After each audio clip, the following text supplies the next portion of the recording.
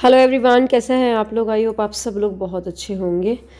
So guys, blog शुरू करते वक्त तो सबसे पहले मैं पहलगाम में जो अभी हुआ है आप सबको पता ही है कितना दुखद और कितना पेनफुल हुआ है जो हुआ है। मतलब अपनी आँखों के सामने ही किसी अपने को गोली लगते हुए देखना और उनका जाना सोच के ही मतलब रूह काँप रही है सीरियसली। वो अपनी लाइफ एंजॉय करने गए थे और वहाँ लाइफ ही गवा करके आ गए हैं।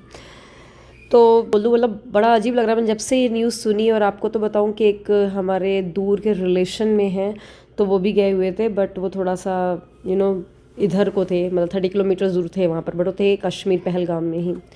बट सब वो ठीक है, लेकिन जिनके साथ बुरा हुआ है वो तो ऐसा है कि उसको सही नहीं किया जा सकता, वैसा लॉस उनके साथ हुआ है। बस यही है कि भगवान किसी को भी ऐसा दिन नहीं दिखाए, और जो भी उनके साथ उनके ऊपर दुख आया है उसको सहने की भगवान शक्ति दे, हिम्मत दे। तो बस आज का व्लॉग सुबह से शुरू किया है। नन्नू का स्कूल को भेज दिया था, नन्नू के लिए आलू के पराठे बनाए थे। फिर आज कुछ व्लॉग नहीं बनाया था, ये फिर शाम का व्लॉग है। तो शाम को हमने सोचा था चलो कि पाव भाजी बनाते हैं, तो उसी के लिए मैंने तैयारी कर रखी थी। पूरी सब्जियां काट करके, बीट रूट, शिमला मिर्च और जो कुछ भी है उन सबको कुकर में बॉईल होने के लिए रख दिया, पकने के लिए। और साथ के साथ यहाँ पर चावल बना रही हूँ, मैं चावल फ्राई कर रही हूँ। सौरभ आ गए थे, उनको भूख लग रही थी कुछ ऐसा, मतलब सुबह आलू पराठे सबके नाश्ते में ही बन गए थे, तो सबने आलू पराठे खा लिए तो वह हैवी हो गए थे।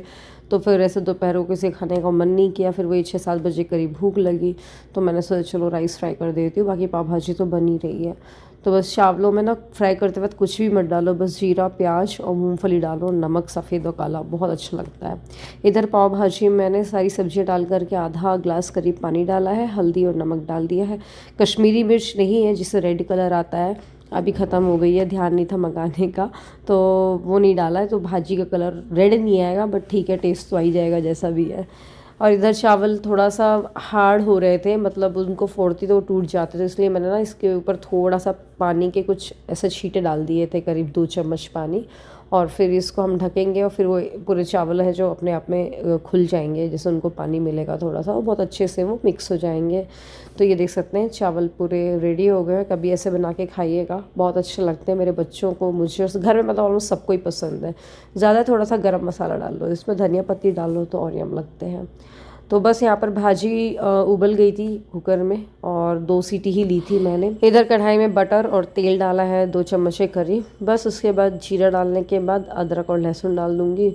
वैसे तो ना इसको मैं इकट्ठी फ्राई कर रही हूँ, बट कभी मैंने, आपने देखा होगा एक आधी बार और बनाया है, तो इसे उबाल के भाजी को अलग से रख लेती हूँ, और जो जैसे खाता जाता है तो उसको तवे में ना अलग से बटर और अलग से प्याज और लहसुन के साथ और थोड़ा सा कश्मीरी मिर्च और पाव भाजी मसाला डाल के अलग अलग ऐसे देती हूँ, तो वो बहुत यम लगता है। लोहे के अगर आप बर्तन में इसको फ्राई करोगे ना, तो इसका जो टेस्ट है वो नेक्स्ट लेवल रहता है, अलग ही लेवल पे। हालांकि कलर के लिए मैंने थोड़े से बीट रूट भी डाले थे, बट ज़्यादा नहीं डाले थे।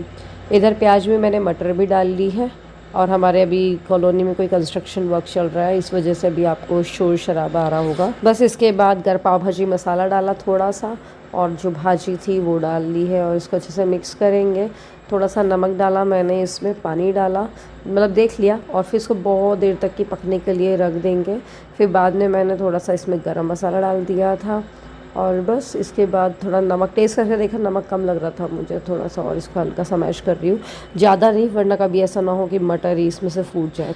बस तो चलिए जल्दी से पाव और सेक लेते हैं, और फिर गर्मा गर्म पाव भाजी एंजॉय करते हैं। आप बताइएगा आप किस तरीके से बनाते हैं भाजी।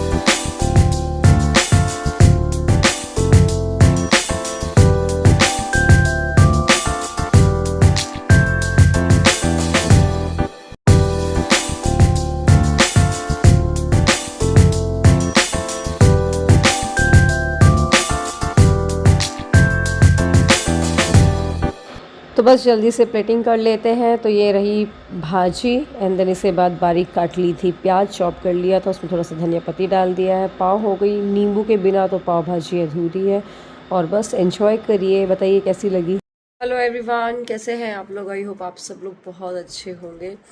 सो गाइस, अभी शाम के 5:30 करीब बज रहे हैं, और हमें ना बिल्कुल सूरज की रोशनी सामने आ रही है। ये देखो आप, बिल्कुल सूरज की रोशनी सामने से आ रही है। आज ना हमें एक जगह पे जाना है। हमें जाना है, जो नन्नू की मैम आती पढ़ाने के लिए, उनके मम्मी पापा की आज 25th वेडिंग एनिवर्सरी है, तो उन्होंने हम सब लोग को इनवाइट किया है। तो वहाँ पर उन्होंने सुंदरकांड करवाया है, तो और हो गया और सेलिब्रेशन होगा तो बस वहीं पे हम लोग जाने वाले हैं। थोड़ा रुक के सब जाएंगे हम, मैं, मम्मी और स्मोली और बच्चे। तो बस थोड़ा रुक के तैयार होंगे। तो मैंने सोचा थोड़ा हड़बड़ हो जाएगी, तो इसलिए मैं हो सकता है कभी ब्लॉग ना शूट कर पाऊँ, तो इसलिए फिर मैंने अभी आपको बता दिया है। और आप मेरे फेस पे मेकअप वगैरह देख रहे होगे क्योंकि अभी मैं एक शूट कर रहे थे, मैं और नन्नू मिल करके, तो इसलिए वो मेकअप वगैरह है। तो बस चलिए थोड़ा रुक के मिलते हैं आपसे जब तैयार होंगे। तो मैंने डिसाइड भी नहीं किया कि साड़ी पहन करके जाऊँ, देखती हूँ क्या पहन के जाती हूँ। सो गाइज आपसे बात करके फ्री हुई थी, इतने मम्मी का कॉल आ गया था कि सोनल तैयार हो जाओ। तो सबसे पहले मैंने सोचा बच्चों को तैयार कर देते हैं, फिर क्योंकि मैं साड़ी पहन लूँगी ना, फिर साड़ी पहन के बच्चों को तैयार तो कर लेते हैं बट थोड़ा डिफिकल्ट हो जाता है। तो इसीलिए मैं पहले नन्नू के लिए ये वाइट वाला टॉप निकाली, बट फिर वो ना मुझे थोड़ा नीचे साइड से गंदा दिख रहा था, तो मैंने बोला ये वाली टी-शर्ट पहना के ले चलती हूँ। उससे पूछा हालांकि मैंने, क्योंकि अब नन्नू बड़ी हो गई है ना, तो जो निकालो तो कई बार होता है उसको पसंद ना आए, तो इसलिए पूछना पड़ता है भैया। आप बताइए आपके बच्चों के साथ ऐसा होता है, स्पेशली बड़े वाले के साथ। नन्नू थोड़ा सा लेट गई थी, थक गई थी, दोनों बच्चों को तैयार करके नीचे भेज दिया था। मैंने भी साड़ी ड्रेप कर ली और जल्दी से तैयार हो जाती हूँ। अब गर्मी इतनी है ना कि तैयार होते होते भी पसीने आते हैं, तो सबसे पहले तो एसी ऑन करना होता है। मुझे फिर भी बिना एसी का चल जाता है, लेकिन मेकअप करते वक्त तो बहुत पसीने आते हैं। तो बस जो भी मेकअप के प्रोडक्ट्स, कई लोग आप लोग पूछते हो ना कि क्या प्रोडक्ट्स यूज़ कर रहे हो दीदी, तो जो भी मैं प्रोडक्ट्स यूज़ करती हूँ उसके सारों में ना उनको टैग ही कर दूँगी, ऐसा करूँगी। और जो कुछ भी आपको वीडियो में दिखता है, मतलब हर रोज़ की वीडियो में, तो कोशिश करूँगी हर कुछ मैं टैग कर सकूँ। तो अगर इनकेस आपको लेना हो तो ले सकते हैं, जैसे बेडशीट हो गया या सोफ़ा कवर हो गया, XYZ कुछ भी। और आप मुझे कमेंट करके पूछ भी सकते हैं कि कहाँ से लिया, तो मैं उसके बारे में बता सकती हूँ। अगर वो ऑनलाइन है तो बेशक मैं उसकी लिंक दे दूँगी। और ये जो स्विस ब्यूटी का मैं लिप लाइनर यूज़ कर रही थी, ये तो ना आप रख ही लो। ये मैंने ना 12 लिप लाइनर्स का सेट मंगा रखा है। ये ना आप लिपस्टिक की तरह भी यूज़ कर सकते हो और लॉन्ग लास्टिंग है। तो मैं तो क्या करती हूँ, इसको लिपस्टिक जैसे पूरा लगा लेती हूँ, लिप लाइनर से लिपस्टिक, और फिर हल्की सी जो कुछ भी लिपस्टिक लगानी है ऊपर से ऐसे हल्की हल्की लगा लेती हूँ, तो अच्छा शेड भी आ जाता है। और 12 कलर में सारे शेड जो हमें चाहिए होते हैं सब कुछ अवेलेबल है उसमें। तो मैं कोशिश करूँगी उसको भी टैग करने का, तो आप चेकआउट कर लीजिएगा। बस इसके बाद हम लोग रेडी हो गए थे, स्मोली भी तैयार हो गई है।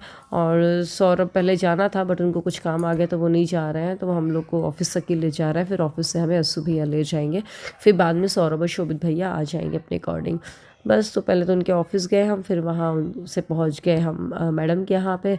और ये ना सिद्धि को प्यास लगी तो वहाँ पर पानी पी मांगने के लिए गई थी। फिर हो गया, सबसे पहले मैंने बच्चों को ही बिठा दिया था और बाकी वहाँ पर खाना चलता ही जा रहा था सबका। फिर बच्चे खाना खाए, पूरी सब्ज़ी वगैरह। सिद्धि तो पहले अच्छे से खाने बैठी, फिर पता नहीं उसके मूड को क्या हुआ, वो उठ के बैठ चलने लगी मेरे को नहीं खाना करके। तो क्या बच्चों के मूड की बात होती है। फिर वो नहीं खाई, केक खा लिया था उसने। फिर यहाँ पर सबका खाना वगैरह हो रहा था साइड में, और यहाँ पर ना मैम ने और उनकी सिस्टर सब ने मिल करके मतलब ये पूरा डेकोरेट कर रहे हैं। मतलब बच्चे कितना करते हैं ना अपनी मम्मी पापा के लिए, 25th एनिवर्सरी, मतलब वो बच्चे ही कर रहे हैं सब कुछ। मतलब नन्नू की मैम और उनकी सिस्टर ही सब कुछ उन्होंने ही किया है सब कुछ करके।